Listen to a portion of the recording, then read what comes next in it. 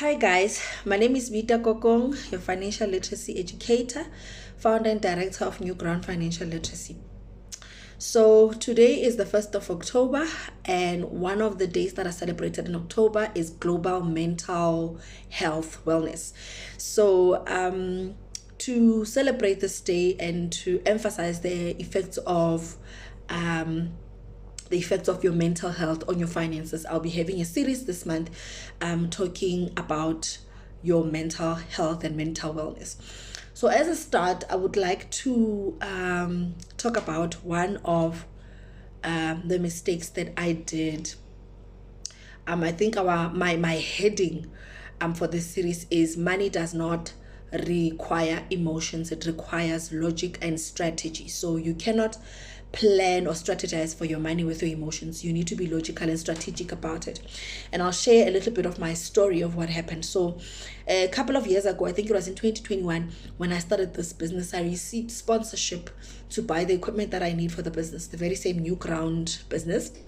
And it was via a government entity that funds small businesses. So there was a budget of 20,000 sponsorship, and I had to provide my documentation for the business registration, tax documentation, and all of that. And the application took so long because they kept on calling and saying, we need this, we need that, remove that. The budget's no longer 20, it's now 15, it's now 10, it's now, until eventually it was 20,000. But I got so frustrated with the whole process, right, that I ended up submitting a quotation of 15,000, and I no longer wanted to go look for another quotation because I had requested so many quotations from so many people that and shops that I got tired of submitting new quotations every time. So eventually just went into game, got a quotation of 15,000. I never even went up to the 20,000 mark that they'd given, and I submitted that.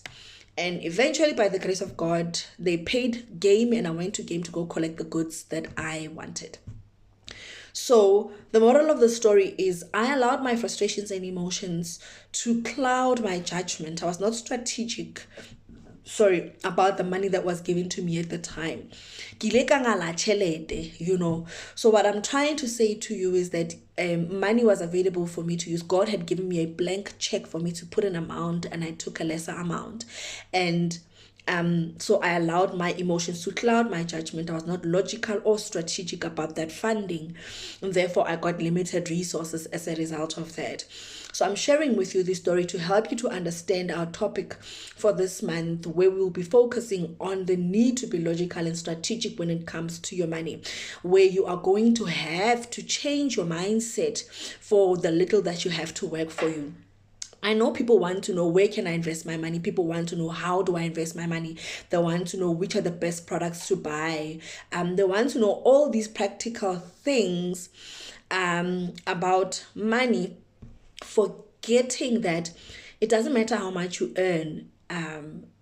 I work every day with people who earn anything between 20,000 to 60,000 rand, and majority of them are over indebted. They are struggling with their money. They don't know how to make ends meet because the mentality part of it is not right. It's not correct. You get people who earn 6,000 rand and they do much greater things with it than people who earn 60,000 rand.